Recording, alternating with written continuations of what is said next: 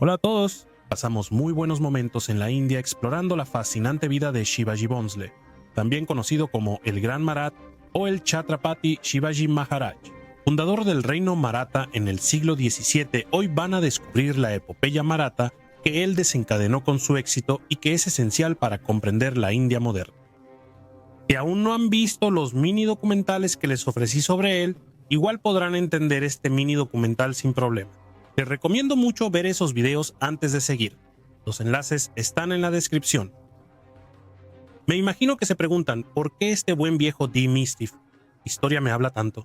¿Quiénes son estos marathas de los que nunca escuché hablar en mis clases de historia? ¿Realmente son tan interesantes? ¿Y en qué la epopeya maratha es un momento esencial en la historia de la democracia más grande del mundo actual, la India? Permítanme presentárselos correctamente antes de explorar su historia, lo que responderá todas estas preguntas. Los marathas son un pueblo hindú del centro de la India, cuyos orígenes se remontan a la antigüedad.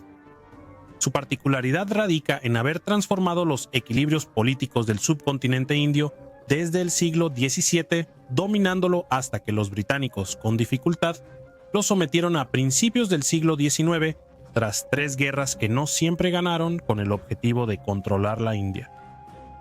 Por otra parte, para aclarar este punto y responder a las preguntas que me han hecho en los mini documentales sobre Shivaji, el término Marat en francés designa tanto al pueblo marathi, que comparte una cultura y un territorio, el Maharashtra, como a la casta dirigente y guerrera. Se llama Maratha en la lengua local, así que si lo pronunciamos a la francesa, Maratha. Si desean aclaraciones sobre el funcionamiento del sistema de castas en la India, también les dejé el enlace al mini documental que les propuse sobre este tema en la descripción. Ahora que todo está claro, empecemos nuestro fascinante viaje en el tiempo al subcontinente indio del siglo XVII. En esa época, el Imperio Mogol, un imperio islámico descendiente de los timuridas, era la gran potencia del territorio, establecido a expensas del sultanato de Delhi en el subcontinente a principios del siglo XVI. Por otro lado, gran parte de la India está ocupada por fuerzas islámicas. Los musulmanes se apoderaron gradualmente del norte del país y luego varias dinastías se expandieron por todo el subcontinente. Las relaciones entre los musulmanes y las religiones locales, como el hinduismo, que era y sigue siendo practicado por la mayoría de los indios, son particularmente tensas. Contrario a ciertos mitos, esto se debe a la intolerancia del Islam practicado por los conquistadores, con la notable excepción de ciertos movimientos sufíes y del emperador mogol Jalaluddin Muhammad Akbar. La epopeya maratha comienza en 1645 con la formulación del Hindavi Swarajya, es decir, literalmente el autogobierno hindú, por un joven maratha llamado Shivaji Bhonsle. El Hindavi Swarajya es un concepto más político que religioso, que sostiene que los hindúes, al ser mayoría, deben gobernar su propia tierra, y no los musulmanes, quienes se habían impuesto paulatinamente por la fuerza sobre una parte significativa del territorio. Como mencioné en la introducción, ya hablé en detalle sobre la extraordinaria vida de Shivaji Bhonsle, apodado aún hoy el Gran Marat por sus hazañas. Por eso no lo abordaré en este documental. Sin embargo, lo que hay que saber para entender lo que sigue es que, partiendo de la ciudad de Pune, en Maharashtra, como se muestra en pantalla, él, con muy pocos recursos, triunfó sobre el sultanato de Bijapur y el poderoso imperio mogol para fundar el reino Maratha en 1674 y ser coronado Chhatrapati. Es decir, en francés, si queremos traducir la idea detrás de este concepto, el líder de los líderes y el gran rey. Muere en 1680 y su hijo Sambhaji asume el poder. La epopeya maratha continúa en 2 etapas. Una primera fase de resistencia liderada por los descendientes de Shivaji contra los estados islámicos vecinos, y una segunda de expansión del reino, después del imperio, liderada por los Peshwas, los primeros ministros marathas. Comenzaré relatando la historia de los descendientes de Shivaji, luchando ferozmente por la independencia del reino, fundado por sus ilustres antepasados, pero también, y sin sorpresa, por su propio poder antes de comenzar su temible ascenso. Marat, unos meses después del fallecimiento del Chhatrapati Shivaji, fue en enero de 1681 cuando su hijo mayor, Sambhaji, se apoderó por la fuerza de la corona maratha. Hombre de reputación orgullosa, brutal y lujuriosa, es un pésimo jefe de estado. Esto provocó la desorganización del reino maratha durante su reinado, divisiones internas y el debilitamiento del papel de Chhatrapati. Sin embargo, el Chhatrapati Sambhaji era un guerrero formidable y absolutamente ejemplar. En el campo de batalla, Shivaji demostró su liderazgo al ponerse en el corazón del combate y soportar las mismas dificultades que sus hombres. Su reino tuvo que enfrentar rápidamente la invasión del Imperio Mogol, que atacó tan pronto como se enteraron de la muerte de Shivaji. Esta vez el emperador Aurangzeb, el último de los grandes mogoles, dirige personalmente la campaña, con el fin de poner fin, de una vez por todas, al problema maratha, al mismo tiempo que anexionaba los sultanatos moribundos del Deccan. La primera campaña, marcada como todas las campañas militares en la India por la temporada de lluvias, comienza al final. En 1681, el reino maratha, con aproximadamente 50.000 hombres repartidos por todo el reino y en varios frentes, se enfrenta a un vasto ejército mogol de alrededor de 100.000 hombres en el lugar.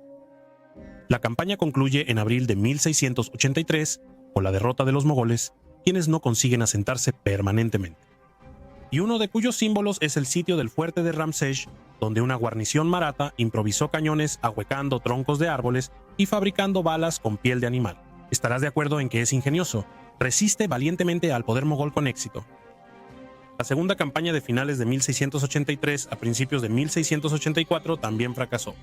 Esto se debe al incompetente general mogol a cargo de las operaciones y al exitoso hostigamiento. Los marathas cortaron las líneas de suministro y los mogoles dejaron sin comida al ejército imperial, el cual fue diezmado por una epidemia. Sin embargo, la tercera campaña será la definitiva. Los mogoles, tras conquistar los sultanatos del Deccan en el centro de la India, alcanzaron su máximo poder. En 1686 derrotan decisivamente a los marathas en la batalla de Wai. En 1689 capturan al Chhatrapati Sambhaji, quien es exhibido en el campamento mogol y luego llevado ante el emperador Aurangzeb, negándose a someterse y a convertirse al Islam, permitiéndose un último acto de desafío al exigir la mano de la hija del emperador a cambio de su posible amistad. Termina su vida siendo cruelmente torturado, mutilado y luego ejecutado.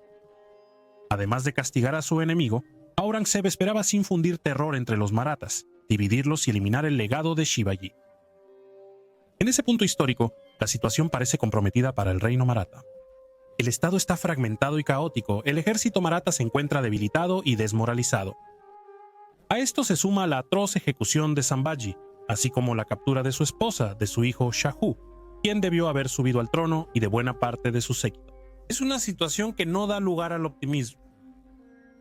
Pero eso sería subestimar la increíble resiliencia de Maratha, una de las razones por las que hablo de ellos hoy. Contrario a lo esperado, el reino maratha no colapsó, sino todo lo opuesto. Al enterarse la corte maratha de las terribles condiciones de la muerte de Sambhaji, lo elevan al rango de Dharmavir, protector del hinduismo y mártir. Luego los marathas coronan a otro hijo de Shivaji, llamado Rajaram, antes de ponerlo a salvo en una región vecina, evitando que cualquier soberano musulmán lo capture. La guerra, que menguaba cuando Sambhaji murió, se intensifica nuevamente.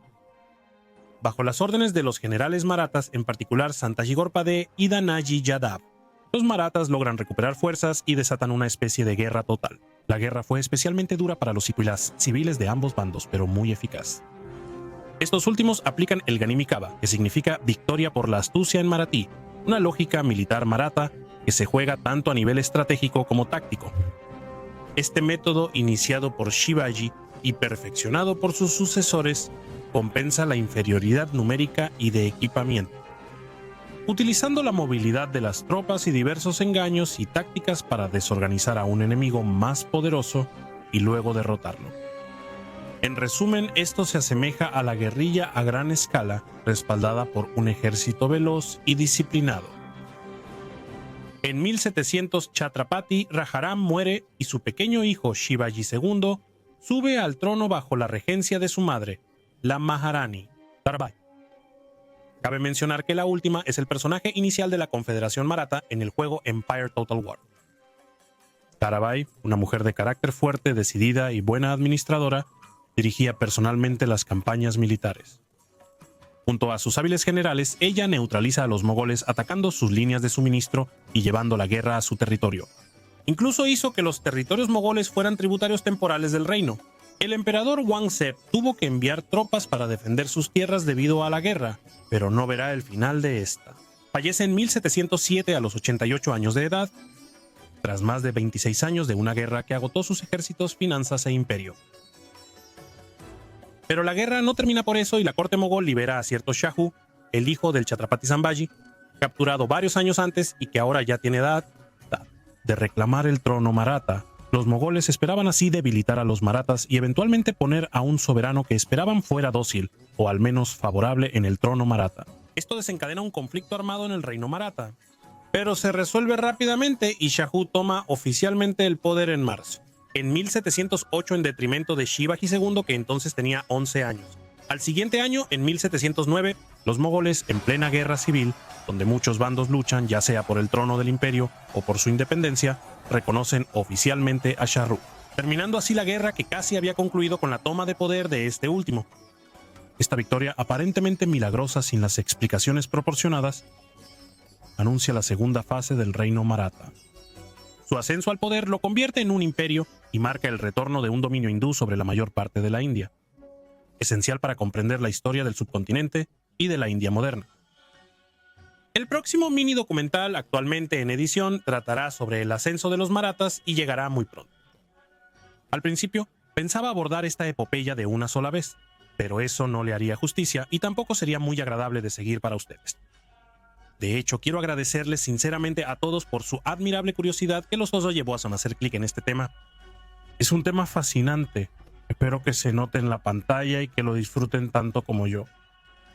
Agradezco de corazón a Lichi por sus magníficas ilustraciones y valioso trabajo junto a mí. Comenten qué les gustó, hagan preguntas si tienen y compartan sus comentarios conmigo.